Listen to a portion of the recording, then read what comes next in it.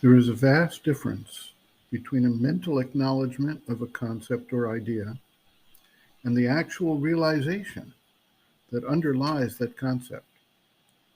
It is not an infrequent occurrence for a spiritual aspirant to hold a mental belief that is, nevertheless, not a full realization.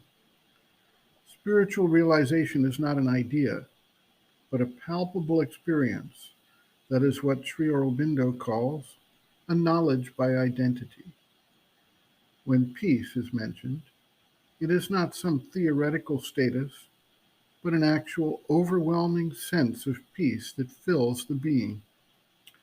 Similarly, the descent of the light is not a symbolic way to describe some kind of mental knowledge, but an experience of light that fills the mind and, as it descends, the rest of the being in a very real and palpable way. The descent of the force is also something experienced, not thought about. The experience of these things may begin in a more receptive part of the being, the mind, or the heart. Other parts of the being may not yet be capable of receiving them, and thus there is a dichotomy between the parts that are receptive and those that remain closed for the time being. The practice of detachment from the instrumental being, the ego personality, the functionality of the mind, life, and body, allows the seeker to begin to shift the standpoint away from the ego, where it is involved and bound, to the divine standpoint, where it is free and is able to observe without any perturbation the actual situation of the instrumental being. Sri Aurobindo notes, quote, "The thing is that it is unavoidable in the course of the sadhana that some parts of the being should be less open, less advanced, as yet less aware of the peace and force, less intimate to them than others.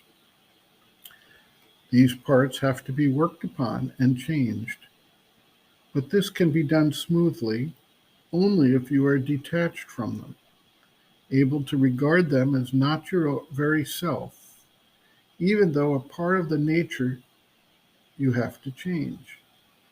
Then, when they appear with their defects, you will not be upset, not carried away by their movements, lost to the sense of the peace and force. You will be able to work on them, or rather let the force work, as one would on a machine that has to be repaired, or a work that has defects and has to be done better this time. If you identify yourself with these parts, then it is very troublesome. The work will still be done, the change made, but with delay, with bad upsettings, in a painful and not in a smooth way. That is why we always tell people to be calm and detached, and look upon these things not as their true selves, but as an outer part that has to be worked upon quietly until it is what it should be." End quote. Reference: Sri Aurobindo, Integral Yoga, Sri Aurobindo's Teaching and Method of Practice. Chapter 10, Difficulties in Transforming the Nature. Detachment from Difficulties, pages 277 to 278.